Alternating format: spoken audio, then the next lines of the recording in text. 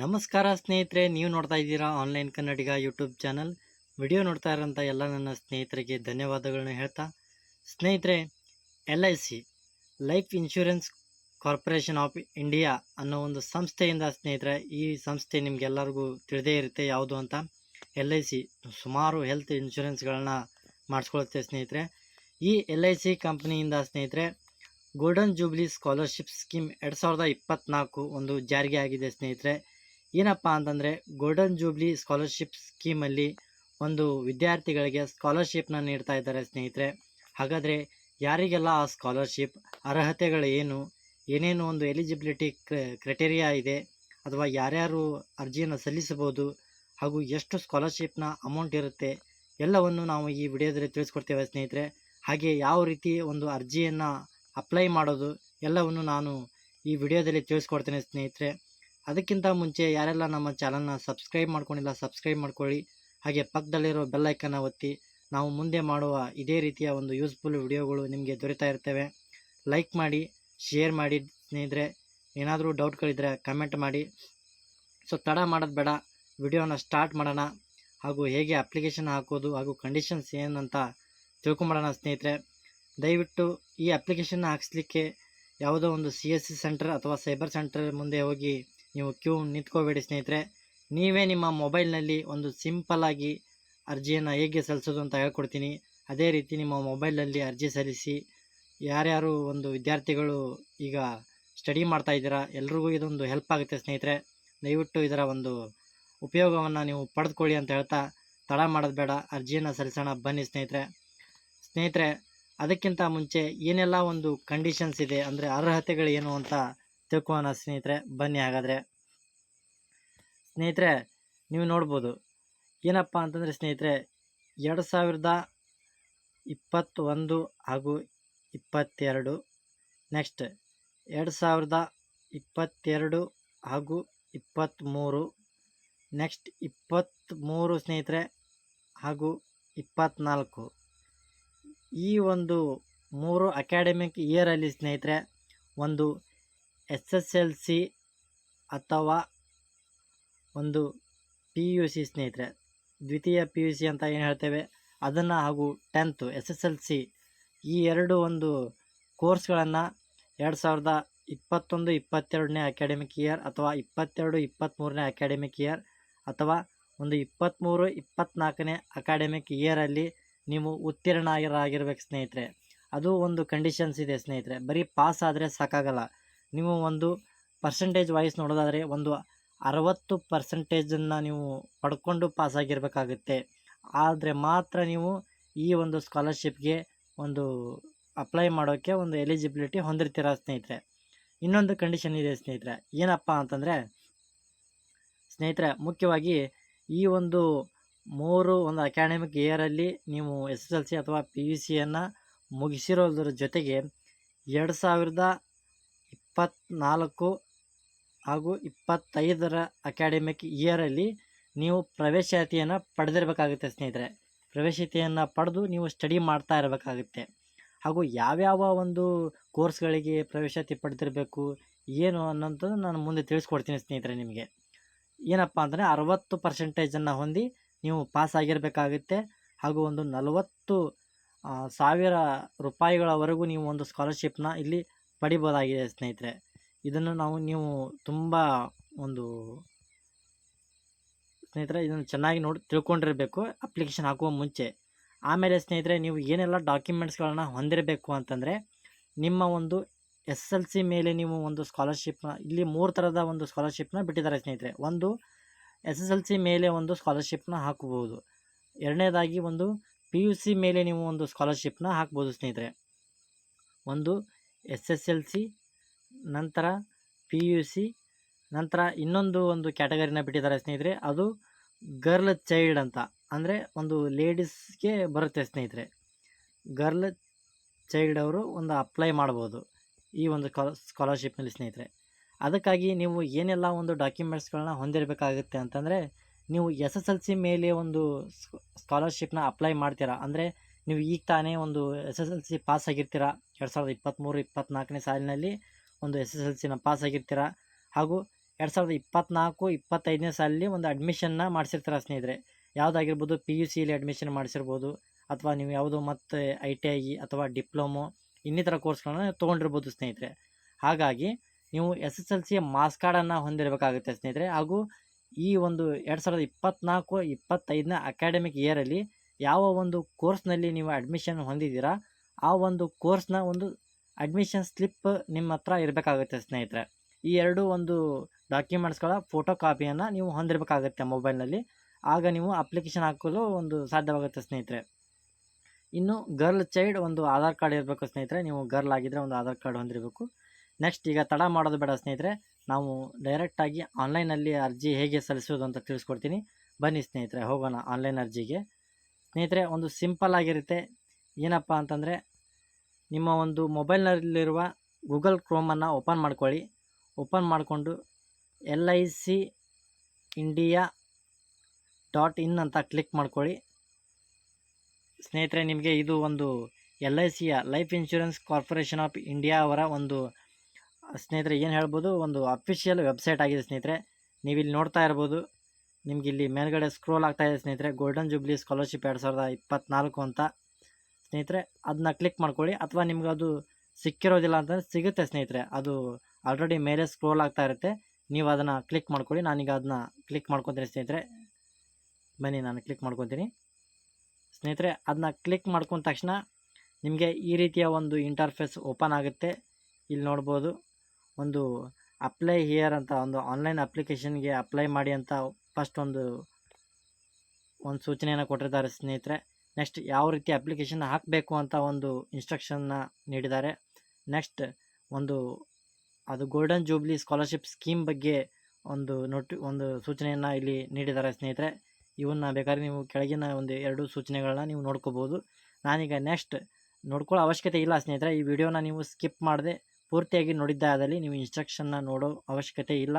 ನೀವು ಈ ವಿಡಿಯೋ ನೋಡಿದರೆ ಯಾವ ರೀತಿ ಅರ್ಜಿ ಸಲ್ಲಿಸಬೇಕು ಅಂತ ನಿಮಗೆ ಆರಾಮಾಗಿ ತಿಳಿಯುತ್ತೆ ಸ್ನೇಹಿತರೆ.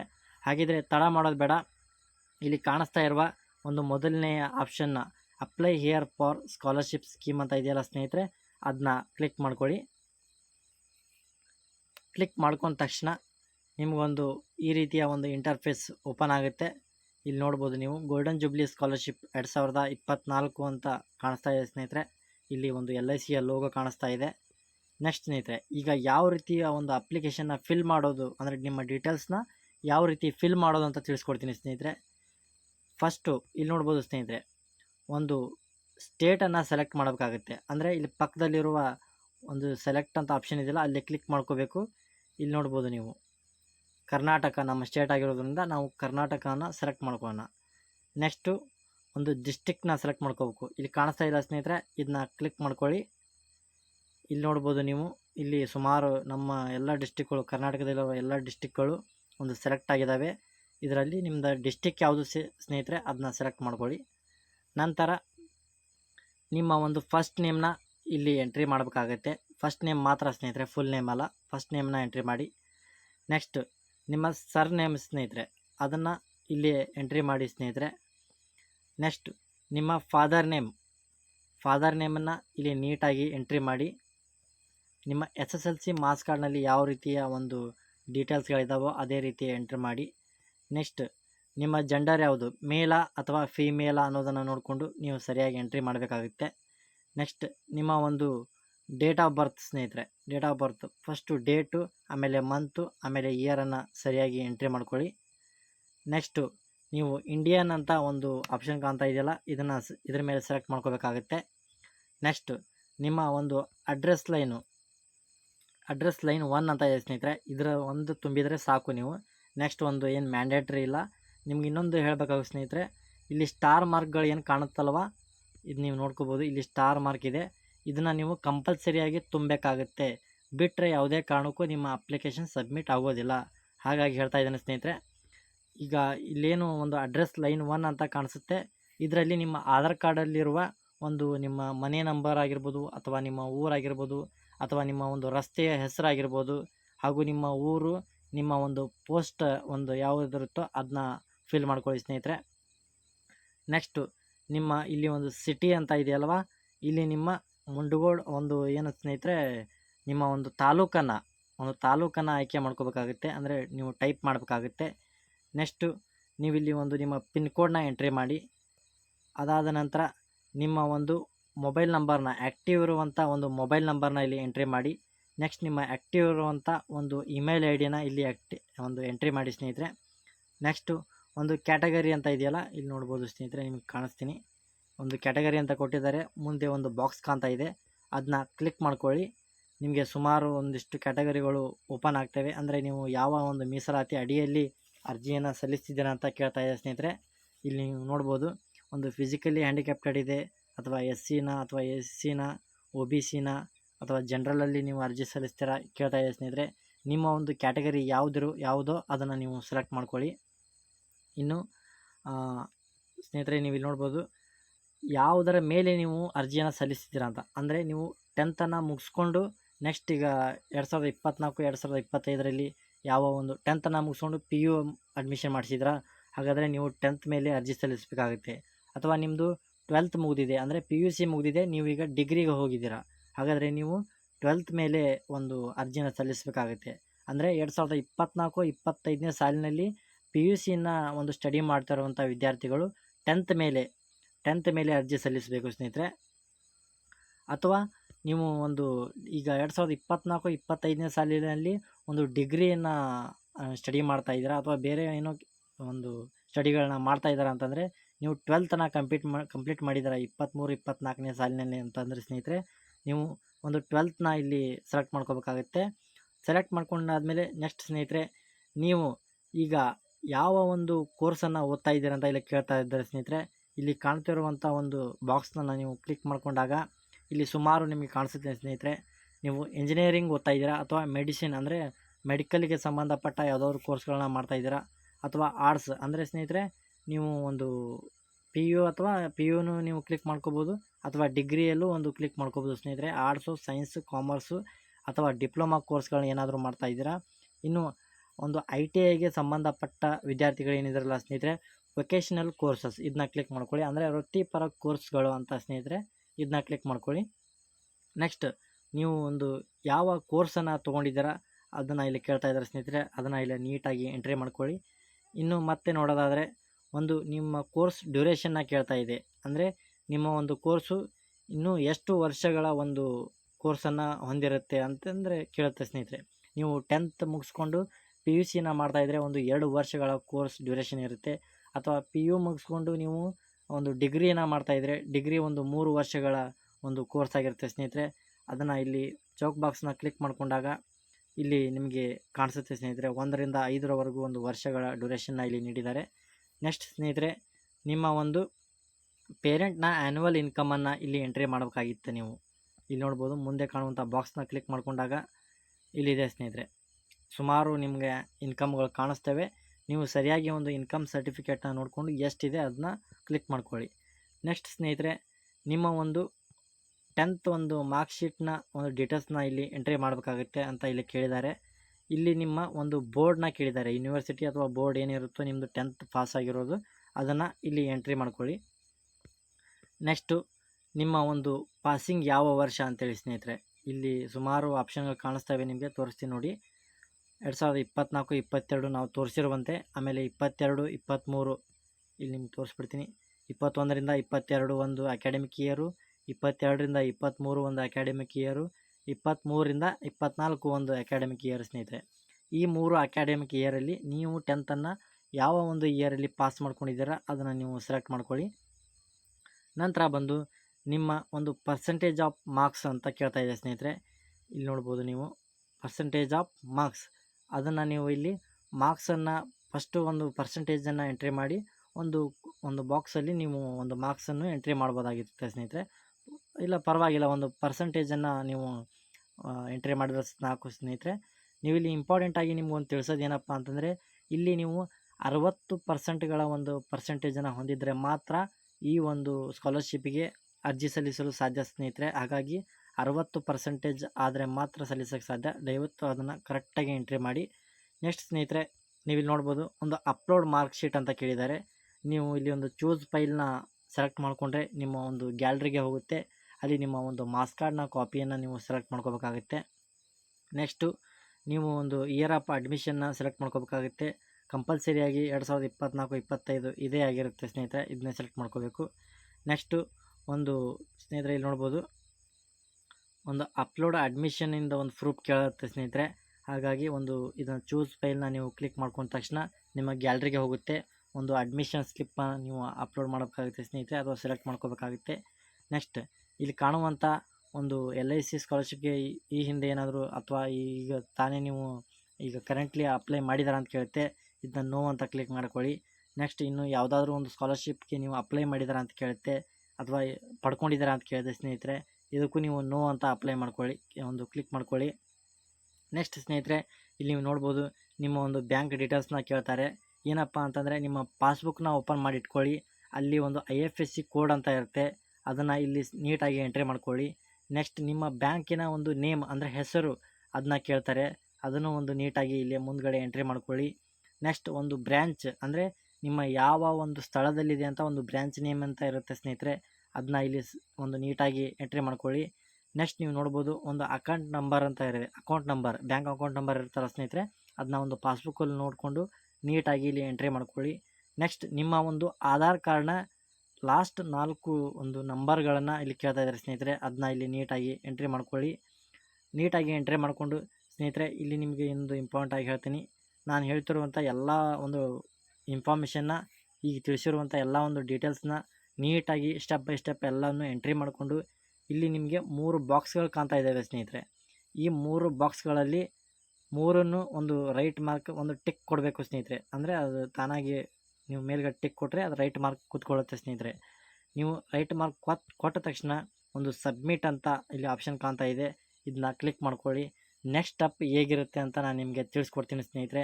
ಹಾಗಾದರೆ ಬನ್ನಿ, ನಾನೀಗ ಒಂದು ಅಪ್ಲಿಕೇಶನ್ನ ಫಿಲ್ ಮಾಡ್ಕೋತೀನಿ. ಒಂದು ಸ್ಟೂಡೆಂಟ್ಸ್ನ ಒಂದು ಡಾಕ್ಯುಮೆಂಟ್ಸ್ ನನ್ನ ಹತ್ರ ಇದ್ದಾವೆ ಸ್ನೇಹಿತರೆ, ನಾನೀಗ ಅದನ್ನ ಫಿಲ್ ಮಾಡ್ಕೋತೀನಿ. ನೀವು ನಿಮ್ಮ ಒಂದು ಅಪ್ಲಿಕೇಶನ್ನ ಎಲ್ಲ ಡಾಕ್ಯುಮೆಂಟ್ಸ್ಗಳನ್ನ ಓಪನ್ ಮಾಡಿಟ್ಕೊಂಡು ಫಿಲ್ ಮಾಡ್ತಾ ಬನ್ನಿ ಸ್ನೇಹಿತರೆ. ಈಗ ನಾನು ಮೊದಲಾಗಿ ಒಂದು ಸ್ಟೇಟ್ನ ಸೆಲೆಕ್ಟ್ ಮಾಡ್ಕೊಂಡಿದ್ದೀನಿ. ನೆಕ್ಸ್ಟ್ ಒಂದು ಡಿಸ್ಟಿಕ್ನ ಸೆಲೆಕ್ಟ್ ಮಾಡ್ಕೊತೀನಿ ಸ್ನೇಹಿತರೆ. ಈಗ ಅದಾದ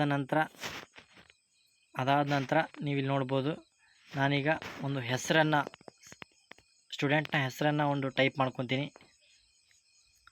ನೀವು ನೀಟಾಗಿ ಒಂದು ಹೆಸರನ್ನು ಟೈಪ್ ಮಾಡ್ಕೊಳ್ಳಿ ಸ್ನೇಹಿತರೆ. ನಿಮ್ಮ ಹೆಸರನ್ನು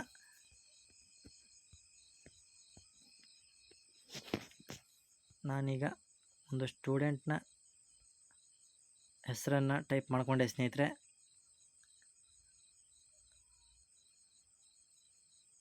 ಸ್ಟೂಡೆಂಟ್ ಹೆಸರನ್ನ ಟೈಪ್ ಮಾಡಿಕೊಂಡೆ. ನೆಕ್ಸ್ಟು ಒಂದು ಸರ್ನೇಮ್ನ ಟೈಪ್ ಮಾಡ್ಕೊತೀನಿ. ಅವರ ಸರ್ನೇಮ್ ಏನಿದೆಯೋ ಅದನ್ನು ಟೈಪ್ ಮಾಡ್ಕೊತೀನಿ.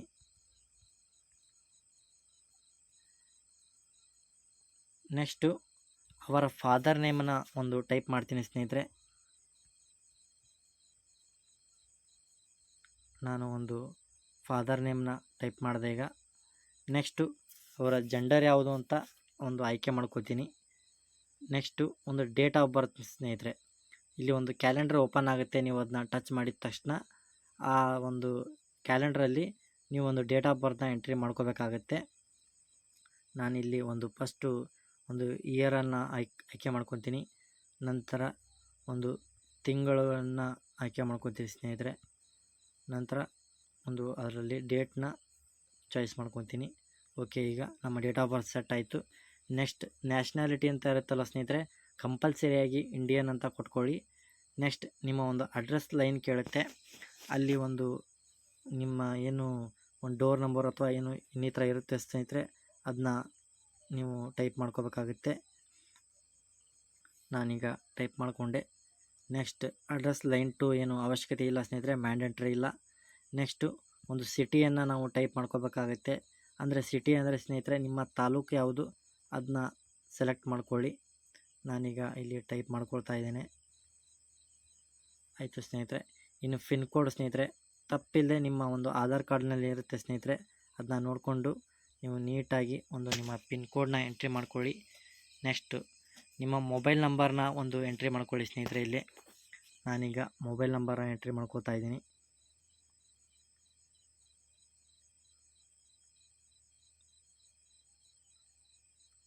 ಮೊಬೈಲ್ ನಂಬರ್ ಎಂಟ್ರಿ ಮಾಡ್ಕೊಂಡಾಯಿತು ಸ್ನೇಹಿತರೆ. ನೆಕ್ಸ್ಟು ಒಂದು ಆ್ಯಕ್ಟಿವ್ ಇರುವಂಥ ಒಂದು ಇಮೇಲ್ ಐ ಡಿಯನ್ನು ಒಂದು ಆಯ್ಕೆ ಮಾಡ್ಕೊಳ್ಳಿ.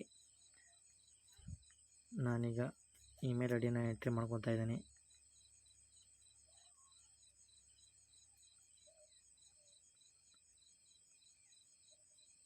ನೀಟಾಗಿ ಎಂಟ್ರಿ ಮಾಡ್ಕೊಳ್ಳಿ ಸ್ನೇಹಿತರೆ. ಆಯಿತು, ನಾನೀಗ ಇಮೇಲ್ ಐ ಡಿನ ಎಂಟ್ರಿ ಮಾಡಿಕೊಂಡೆ. ನೆಕ್ಸ್ಟು ನಾನೀಗ ಒಂದು ಕ್ಯಾಟಗರಿನ ಸೆಲೆಕ್ಟ್ ಮಾಡ್ಕೋತಾ ಇದ್ದೀನಿ. ನೆಕ್ಸ್ಟು ನಾನು 10th ಬೇಸ್ ಮೇಲೆ ಒಂದು ಅಪ್ಲಿಕೇಶನ್ ಹಾಕ್ತಾಯಿದ್ದೀನಿ ಸ್ನೇಹಿತರೆ.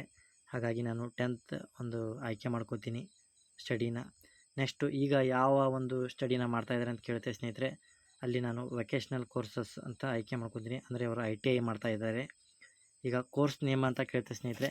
ನೀವು ITIದಲ್ಲಿ ಯಾವ ಒಂದು ಕೋರ್ಸ್ನ ತೊಗೊಂಡಿದ್ದೀರಾ ಅದನ್ನು ಇಲ್ಲಿ ಟೈಪ್ ಮಾಡ್ಕೊಳ್ಳಿ ಸ್ನೇಹಿತರೆ.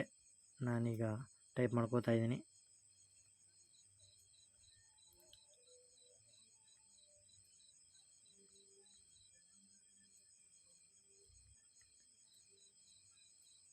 ನಾನೀಗ ಒಂದು ಸೆಲೆಕ್ಟ್ ಮಾಡಿಕೊಂಡೆ ಸ್ನೇಹಿತರೆ ಯಾವ ಕೋರ್ಸ್ ಅಂತ.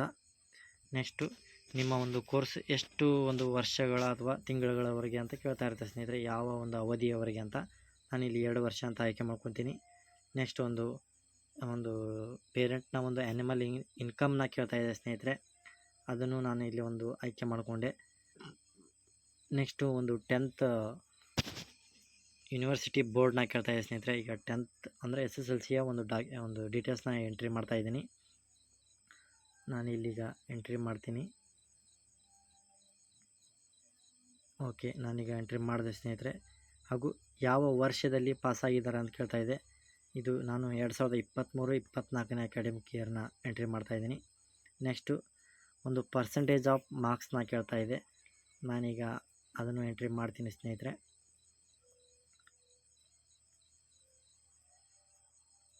ನಾನೀಗ ಎಂಟ್ರಿ ಮಾಡ್ತಿದ್ದೀನಿ ಅದನ್ನು. ಸ್ನೇಹಿತರೆ, ನಿಮ್ಮ ಒಂದು ಪರ್ಸೆಂಟೇಜ್ನ ಯಾವುದೇ ಕಾರಣಕ್ಕೂ ತಪ್ಪಿಲ್ಲದೆ ಒಂದು ನೀಟಾಗಿ ಎಂಟ್ರಿ ಮಾಡಿ ದಯವಿಟ್ಟು. ಯಾಕಂದರೆ ಮತ್ತೆ ತಪ್ಪಾದರೆ ಸ್ನೇಹಿತರೆ ಅದು ನಿಮಗೆ ಸಿಗೋದಿಲ್ಲ ಸ್ಕಾಲರ್ಶಿಪ್ಪು. ನಾನೀಗ ಎಂಟ್ರಿ ಮಾಡಿದೆ. ನೆಕ್ಸ್ಟ್ ಸ್ನೇಹಿತರೆ, ಒಂದು ಮಾರ್ಕ್ಶೀಟ್ನ SSLC ಮಾರ್ಕ್ಶೀಟ್ನ ಅಪ್ಲೋಡ್ ಮಾಡಿ ಕೇಳ್ತಿದೆ. ಸೊ ಈಗ ನಾನು ಒಂದು ಚೂಸ್ ಫೈಲ್ನ ಆಯ್ಕೆ ಮಾಡ್ಕೊತೀನಿ. ಈಗ ಅದು ನನ್ನ ಒಂದು ಗ್ಯಾಲರಿಗೆ ಹೋಗುತ್ತೆ ಸ್ನೇಹಿತರೆ. ಅಲ್ಲಿ ಒಂದು ಮಾರ್ಕ್ಸ್ ಕಾರ್ಡ್ನ ನಾನು ಸೆಲೆಕ್ಟ್ ಮಾಡಿಕೊಂಡೆ. ನೆಕ್ಸ್ಟ್ ಸ್ನೇಹಿತರೆ, ಈಗ ಒಂದು ಇಯರ್ ಆಫ್ ಅಡ್ಮಿಷನ್ ಅಂತ ಇದೆಯಲ್ವ, ನಾನು 2024-25 ಅದು ಡಿಫಾಲ್ಟಾಗಿ ಸೆಲೆಕ್ಟ್ ಆಗಿರುತ್ತೆ ಸ್ನೇಹಿತರೆ. ನೀವೇನು ಸೆಲೆಕ್ಟ್ ಮಾಡೋ ಅವಶ್ಯಕತೆ ಇರೋದಿಲ್ಲ. ನೆಕ್ಸ್ಟು ಒಂದು ಅಡ್ಮಿಷನ್ ಸ್ಲಿಪ್ನ ನಾನೀಗ ಚೂಸ್ ಫೈಲ್ ಅಂತ ಸೆಲೆಕ್ಟ್ ಮಾಡ್ಕೊತೀನಿ. ಅದು ಮತ್ತೆ ನನ್ನ ಗ್ಯಾಲರಿಗೆ ಹೋಗುತ್ತೆ. ಅಲ್ಲಿ ಒಂದು ನನ್ನ ಅಡ್ಮಿಷನ್ ಸ್ಲಿಪ್ನ ನಾನು ಇಲ್ಲಿ ಒಂದು ಆ್ಯಡ್ ಮಾಡಿದೆ. ಆ್ಯಡ್ ಆಯಿತು ಸ್ನೇಹಿತರೆ. ಈಗ LICಯಿಂದ ಯಾವುದಾದ್ರೂ ಕರೆಂಟ್ಲಿ ಒಂದು ಸ್ಕಾಲರ್ಶಿಪ್ನ ರಿಸೀವ್ ಮಾಡಿದೆ ಅಂತ ಏನು ಕೇಳ್ತಾ ಇದ್ದಿಲ್ಲ ಸ್ನೇಹಿತರೆ, ಅದನ್ನ ನಾನು ನೋ ಕೊಡ್ತಾ ಇದ್ದೀನಿ. ನೆಕ್ಸ್ಟ್ ಮತ್ತು ಬೇರೆ ಯಾವುದಾದ್ರು ಸ್ಕಾಲರ್ಶಿಪ್ನ ನೀವು ತೊಗೋತಾ ಇದ್ದೀರಾ ಅಂತ ಕೇಳ್ತಾ ಇದೆ ಸ್ನೇಹಿತರೆ, ಅದನ್ನು ನಾನೀಗ ನೋ ಕೊಡ್ತಾ ಇದ್ದೀನಿ. ಇನ್ನು ಒಂದು ಬ್ಯಾಂಕ್ ಡೀಟೇಲ್ಸ್ನ ನಾನೀಗ ಎಂಟ್ರಿ ಮಾಡ್ತೀನಿ. ಒಂದು IFSC ಕೋಡ್ನ ಎಂಟ್ರಿ ಮಾಡ್ತೀನಿ. ಈಗ ಫಸ್ಟು ನೀಟಾಗಿ ಒಂದು ಪಾಸ್ಬುಕ್ಕಲ್ಲಿ ಯಾವ ರೀತಿ ಇದೆಯೋ ಅದನ್ನೇ ಎಂಟ್ರಿ ಮಾಡ್ಕೊಳ್ಳಿ ದಯವಿಟ್ಟು.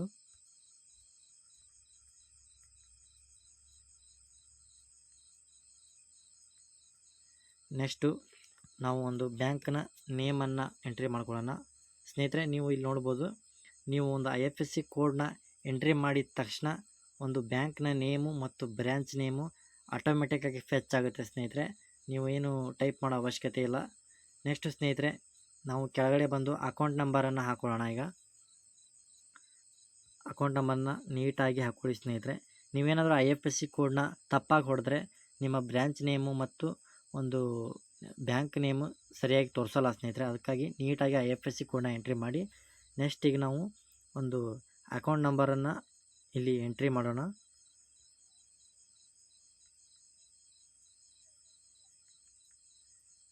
ನೆಕ್ಸ್ಟ್ ಸ್ನೇಹಿತರೆ, ಒಂದು ಆಧಾರ್ ಕಾರ್ಡ್ನ ಲಾಸ್ಟ್ 4 ನಂಬರ್ಗಳನ್ನ ಎಂಟ್ರಿ ಮಾಡ್ಕೊಳ್ಳೋಣ.